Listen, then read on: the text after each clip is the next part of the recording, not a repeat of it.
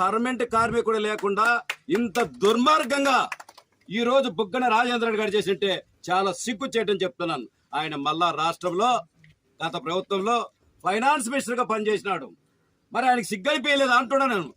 ఎంత పెద్ద ఫ్యాక్టరీలో కార్మిక చట్టాలు తెలుసు, పర్మనెంట్ వర్కర్ లేకుండా కాంట్రాక్ట్ వ్యవస్థను తీసుకొచ్చి పూర్తిగా ప్రోత్సహించి కాంట్రాక్ట్ గా ఈ ఫ్యాక్టరీలో ఉన్నటువంటి ముడి సరుకులంతా దొడ్డిదారిన మొత్తం బయటికి అమ్ముకొని ఈ రోజు కార్మిక వ్యవస్థలంతా తీసుకొచ్చి టెంట్లో కూర్చోబెట్టి సిగ్గని పీలేదని అనుకుంటున్నా.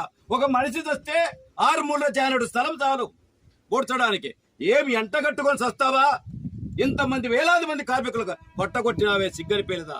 నిన్నటి వరకు నీ అధీనంలో పెట్టుకొని ఫ్యాక్టరీ రన్ చేసి నీ తెచ్చుకున్నటువంటి నీ అనువైనటువంటి బినామీ పేరు తెచ్చినాక ఓనర్తో పేరుతో నడిపి ఈ రోజు ప్రభుత్వం పోతానే ప్రభుత్వం పైన బురద చల్లడానికి ఫ్యాక్టరీ మూసేసినావంటే నీకంటే నీచమైన మనసు